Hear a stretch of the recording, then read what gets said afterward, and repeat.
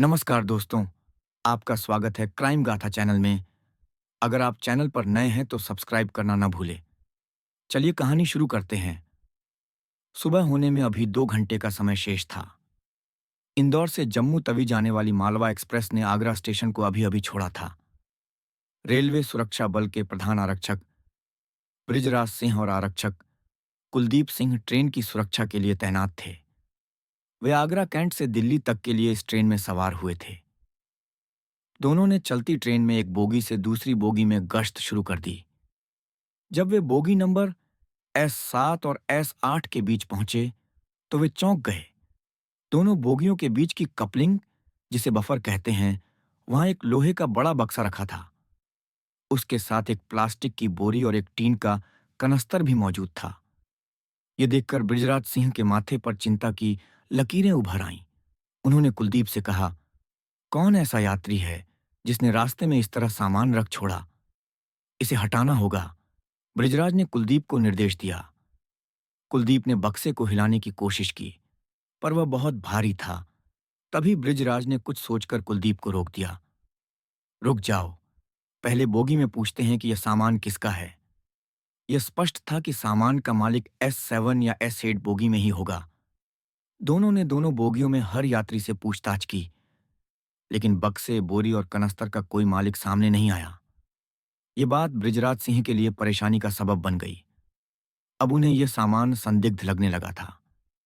ट्रेनों में हाल की आतंकवादी घटनाओं ने उनकी चिंता को और बढ़ा दिया। तब तक ट्रेन कोसीकल्ला स्टेशन को पार कर चुकी थी। जैसे ही ट्रेन पलवल स्टेशन पर रुकी, बृजराज ने टीटी को एक मेमो सौंपा। मेमो में अज्ञात बक्से, बोरी और कनस्तर की जानकारी दी गई थी। उन्होंने इन तीनों चीजों को स्टेशन पर उतारने का आदेश दिया। सामान उतारने के बाद ट्रेन को आगे के लिए रवाना कर दिया गया। 21 दिसंबर 2007 की सुबह हो चुकी थी। पलवल स्टेशन पर रेलवे सुरक्षा बल के अधिकारियों की उपस्थिति में सामान की जांच शुरू हुई। लोहे के बक्से का ताला तोड़ा गया और वहां मौजूद सभी लोग हतप्रभ रह गए। बक्से में घुटनों के नीचे से कटे हुए 2 मानव पैर रखे थे। पैरों के नीचे एक मानव धड़ था। एक सफेद पोटली में मृतक का कटा हुआ सिर और कोहनी से कटे दोनों हाथ कपड़े में लपेटे थे। तुरंत ही कनस्तर का ताला भी तोड़ा गया। उसमें घुटनों से जांघ तक के पैरों के हिस्से काली पॉलीथीन में लपेटे थे। कोहनी से कंधे तक के दोनों हाथ लाल कपड़े में बंधे हुए थे। प्लास्टिक की बोरी में खून से सना एक लकड़ी का टुकड़ा मिला। साथ ही एक पैंट, लाल पेटीकोट, लाल शर्ट, अंडरवियर, ब्लाउज, साड़ी थी। खून आलूदा मिट्टी और काले प्लास्टिक के जूते भी बोरी में थे। शव किसी अधेड़ व्यक्ति का लग रहा था। उसके माथे के बाल उड़े हुए थे और सिर और मूंछों के बाल सफेद काले मिश्रित थे। चूंकि ट्रेन इंदौर से शुरू हुई थी, यह अनुमान लगाया गया कि शव को इंदौर और आगरा के बीच किसी स्टेशन से चढ़ाया गया। हत्यारे ने शव को ठिकाने लगाने की जो चालाकी दिखाई, वह उसकी शातिराना दिमाग का सबूत थी। घटना इंदौर से आगरा के बीच कहीं भी हो सकती थी। बृजराज सिंह ने तुरंत जीआरपी थाना फरीदाबाद को इसकी सूचना दी। जीआरपी फरीदाबाद ने उनकी रिपोर्ट पर अपराध क्रमांक 137/2007 दर्ज किया। यह मुकदमा भारतीय दंड संहिता की धारा 302 के तहत कायम हुआ। बक्से, बोरी और कनस्तर में मिली सभी वस्तुओं की सूक्ष्म जांच शुरू हो गई। मानव शरीर के कुल 10 टुकड़े बरामद किए गए। पुलिस को विश्वास था कि हत्यारे तक पहुंचने का सुराग इन सामानों में ही छिपा है। जांच के दौरान एक महत्वपूर्ण सुराग मिला। पैंट पर भोपाल के पंकज टेलर का स्टिकर लगा हुआ था।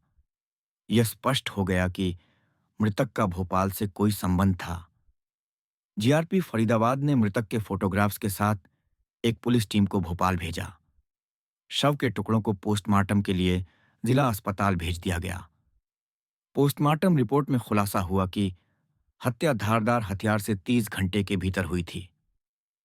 डॉक्टरों ने मृतक के पेट में भारी मात्रा में शराब की पुष्टि की। यह साफ था कि हत्या के समय मृतक गहरे नशे में था। 24 दिसंबर को जीआरपी फरीदाबाद की टीम भोपाल पहुंची। उन्होंने भोपाल के पुलिस कप्तान जयदीप प्रसाद से मुलाकात की।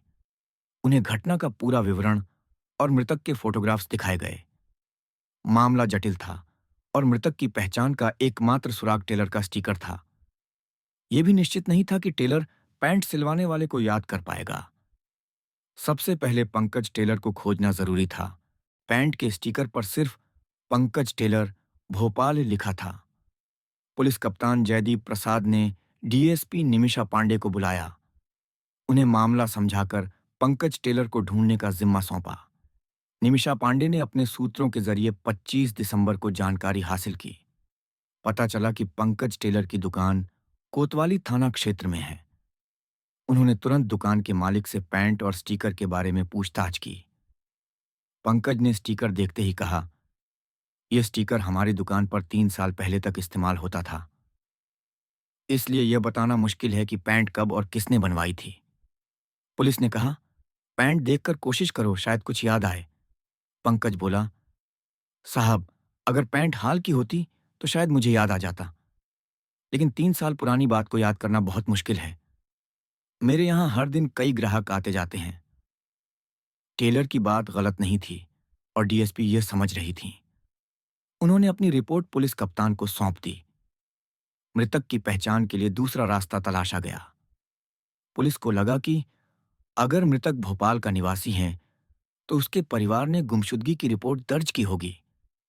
उन्होंने कंट्रोल रूम को निर्देश दिया कि 20 दिसंबर के आसपास की गुमशुदगी की जानकारी जुटाए। यह तरकीब सफल रही।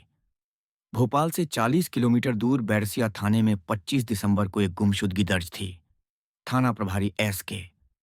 पंथी ने बताया कि ग्राम अरावती के पूर्व सरपंच प्रभुलाल ने अपने भाई भीकम सिंह की गुमशुदगी दर्ज की थी। भीकम सिंह की उम्र 40 वर्ष थी। पुलिस कप्तान ने तुरंत प्रभुलाल को भोपाल बुलाने का आदेश दिया। थाना प्रभारी ने प्रधान आरक्षक नंदराम अहिरवार के साथ प्रभुलाल को भोपाल भेजा।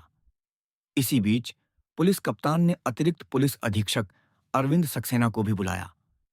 जब नंदराम प्रभुलाल को लेकर पुलिस कप्तान के कार्यालय पहुंचे, वहां जीआरपी फरीदाबाद की टीम भी मौजूद थी। जयदीप प्रसाद ने प्रभुलाल को कुर्सी पर बैठने का इशारा किया। प्रभुलाल के चेहरे पर तनाव साफ झलक रहा था। उसने कहा, साहब, मुझे समझ नहीं आ रहा कि मुझे यहां क्यों बुलाया गया है। क्या मेरे भाई के साथ कोई अनहोनी हुई या उसने कोई अपराध किया? पुलिस कप्तान बोले, प्रभुलाल, तुम समझदार आदमी हो। मैं तुम्हें कुछ फोटो दिखाना चाहता हूं। देखकर बताओ कि ये तुम्हारे भाई के हैं या नहीं। जीआरपी टीम ने लाश के टुकड़ों के फोटो प्रभुलाल के सामने रखे। प्रभुलाल ने फोटो देखते ही चीख मार दी। वह कांपते स्वर में बोला, साहब, ये मेरे भाई के ही फोटो हैं। लेकिन ये कहाँ मिले हैं? उसने पूछा। पुलिस ने उसे पूरी घटना बताई तो वह फूट फूट कर रोने लगा। उस दिन उससे और पूछताछ संभव नहीं थी, इसलिए उसे जाने दिया गया। पुलिस कप्तान ने अरविंद सक्सेना को भीकम सिंह के परिचितों और दुश्मनों की जानकारी जुटाने का निर्देश दिया। सक्सेना ने बैरसिया थाना प्रभारी ए.एस. पंथी के नेतृत्व में एक टीम गठित की। सबसे पहले नंदराम अहिरवार को ग्राम अरावती भेजा गया। वहां प्रभुलाल से पूछताछ में उसने गुस्से में कहा, यह काम फूल सिंह का ही है। नंदराम ने पूछा, यह फूल सिंह कौन है? प्रभुलाल बोला, वह मेरे भाई का दोस्त था, लेकिन वह जल्लाद निकला। वह किसी भेड़िए से ज्यादा खतरनाक और चालाक है। 20 दिसंबर को मेरा भाई उसी के साथ बैरसिया गया था। मुझे यकीन है कि इस हत्या में उसका हाथ है। नंदराम ने पूछा, क्या फूल सिंह से उसकी कोई दुश्मनी थी? प्रभुलाल ने बताया कि फूल सिंह होमगार्ड में हवलदार है। उसका भीकम सिंह से पैसे के लेन देन को लेकर विवाद था। नंदराम को लगा कि वे मामले की गहराई तक पहुंच रहे हैं।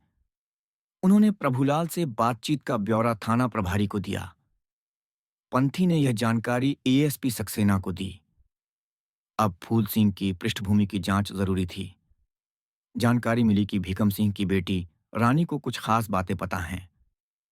वह डर की वजह से किसी को नहीं बता रही थी। सक्सेना ने रानी को थाने बुलाने का निर्देश दिया।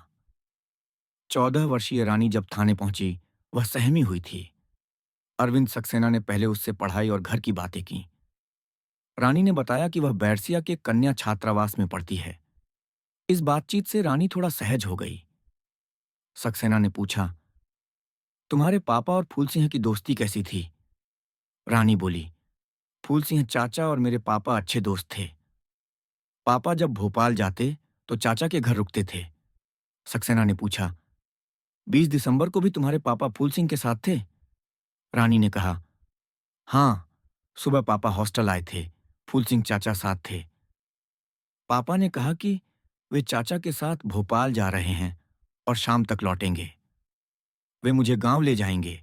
सक्सेना ने पूछा, क्या वे शाम को लौटे? रानी बोली, नहीं, मैं इंतजार करती रही, फिर अकेले गांव चली गई। सक्सेना ने पूछा, तुम्हें आश्चर्य नहीं हुआ कि वे वादा तोड़कर नहीं आए? रानी ने कहा, नहीं, मैं समझ गई कि वे चाचा के साथ शराब पीकर सो गए होंगे। सक्सेना ने पूछा, क्या वे अक्सर वहां रुकते थे? रानी बोली, हाँ, कई बार ऐसा हुआ। फिर वह बोली, एक दो बार मैं भी उनके साथ भोपाल गई थी। वहां पापा और चाचा ने शराब पी और चाचा नशे में सो गए। मैं भी सो गई, लेकिन जब नींद खुली तो पापा कमला चाची के साथ सोए थे। रानी ने कहा, मैंने ये बात सिर्फ आपको बताई, पापा ने किसी को बताने से मना किया था। रानी की बातों ने सब कुछ स्पष्ट कर दिया। सक्सेना को यकीन हो गया कि फूल सिंह को भीकम और कमला के नाजायज संबंधों की भनक थी।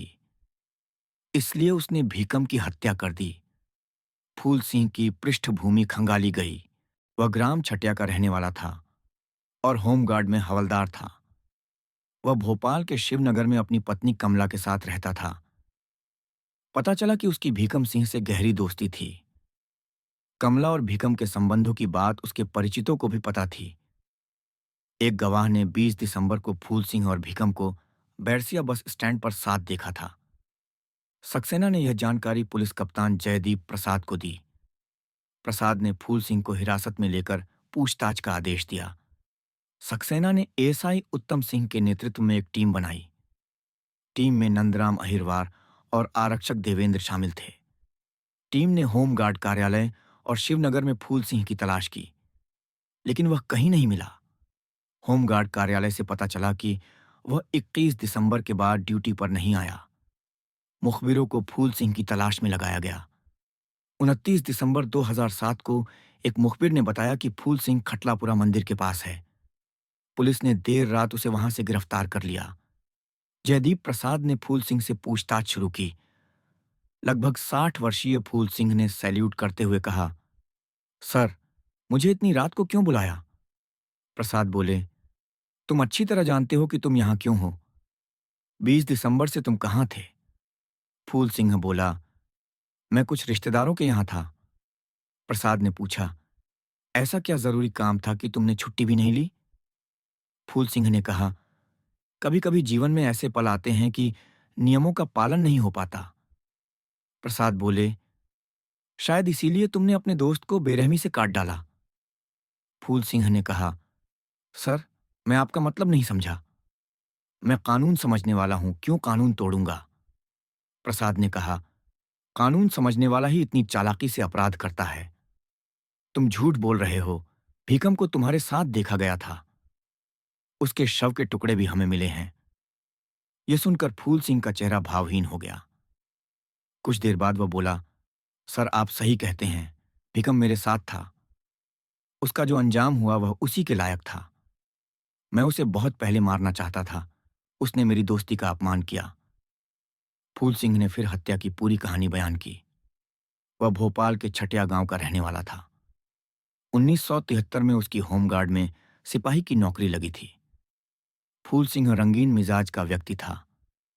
1975 में उसका विवाह पार्वती से हुआ ही वह पार्वती से ऊब गया। पार्वती उसकी उपेक्षा और बच्चे न होने के गम में विक्षिप्त हो गई। जब पार्वती को मानसिक रोग हुआ, फूल सिंह को सहानुभूति मिली। उसने पार्वती को छोड़कर राजो देवी से दूसरा विवाह किया। राजो उससे 10 साल छोटी थी। फूल सिंह को 2 बेटे, राजेंद्र और अर्जुन, और एक बेटी सुनीता हुई, लेकिन राजो उसकी हरकतों पर नजर रखने लगी। फूल सिंह ने राजो को बच्चों के साथ गांव भेज दिया। वह महीने में 1-2 बार उनसे मिलने जाता था।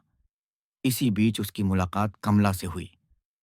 25 वर्षीय कमला अपने पति से परेशान थी। वह अपनी बेटी लक्ष्मी के साथ मायके में रहती थी। फूल सिंह को कमला पहली नजर में पसंद आ गई। उसने कमला के परिजनों से शादी की बात की। कमला को भी अपना और अपनी बेटी का भविष्य सुरक्षित करना था, इसलिए वह फूल सिंह के प्रस्ताव पर सहमत हो गई। फूल सिंह ने परंपरानुसार कमला से गंधर्व विवाह किया। वह कमला को भोपाल के शिवनगर में अपने कच्चे मकान में ले आया। राजू ने पहले विरोध किया, लेकिन बाद में कमला को स्वीकार कर लिया। फूल सिंह और कमला का रिश्ता ठीक चल रहा था। इसी दौरान फूल सिंह की दोस्ती भीखम सिंह से हुई। भीखम सिंह अरावती गांव का रहने वाला था। उसके परिवार में पत्नी सरस्वती, 5 बेटियां और एक बेटा था। भीखम का भाई प्रभुलाल सरपंच रह चुका था। फूल सिंह और भीखम को शराब का शौक था। वे जल्दी ही गहरे दोस्त बन गए। भीखम अक्सर फूल सिंह के घर रुकता था। कमला ने भीखम को पहली बार देखा तो उसकी कद काठी से प्रभावित हुई। भीखम ने कमला की नजरों को भांप लिया। वह नशे में कमला का हाथ पकड़ लेता और कमला को यह अच्छा लगता। धीरे धीरे भीखम कमला के प्रति आकर्षित हो गया। वह मजाक में कहता कि फूल सिंह कमला के लिए लंगूर है। कमला इस पर मुस्कुरा देती। इसी बीच फूल सिंह ने कमला की बेटी लक्ष्मी का विवाह करवाया। भीखम ने इस दौरान खूब मदद की। इसके पीछे उसका मकसद कमला को लुभाना था। कमला भीखम की ओर खींचने लगी।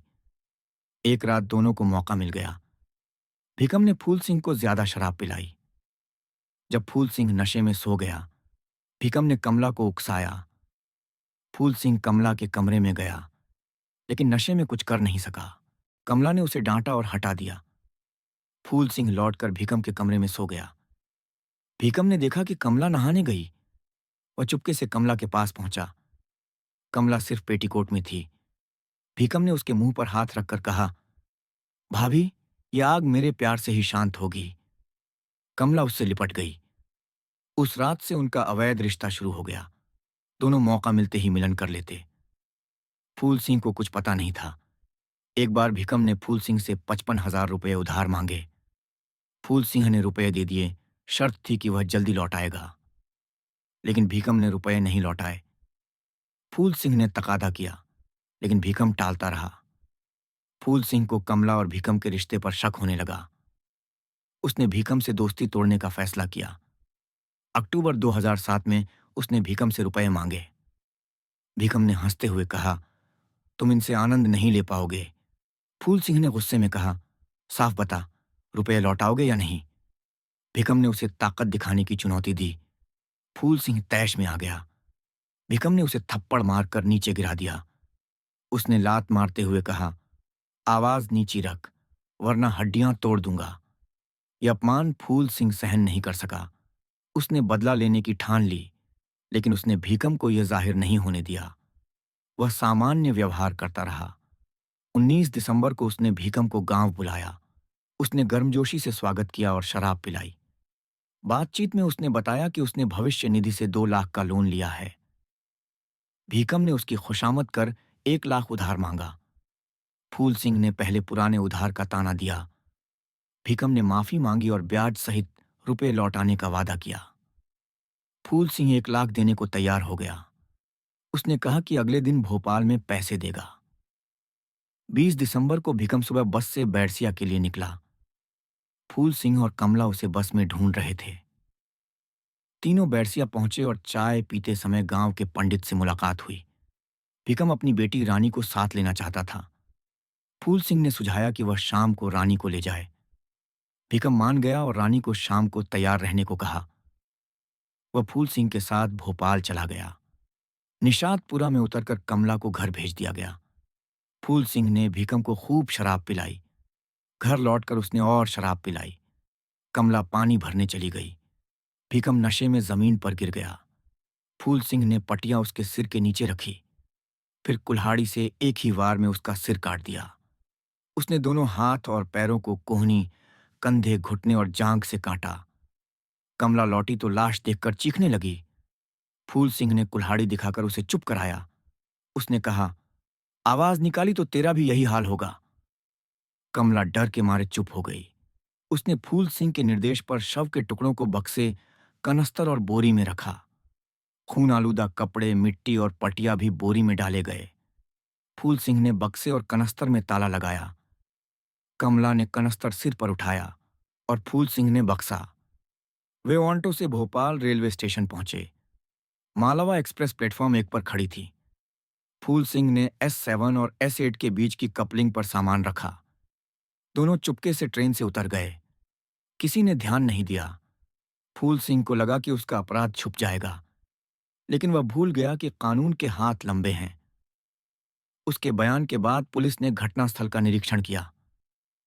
वैज्ञानिक अधिकारी ओपी दीक्षित ने सीन ऑफ क्राइम की जांच की। पता चला कि खून से सना फर्श का हिस्सा घर से 100 फीट दूर फेंका गया था। फूल सिंह और कमला को गिरफ्तार कर न्यायालय में पेश किया गया। वहां से उन्हें जेल भेज दिया गया।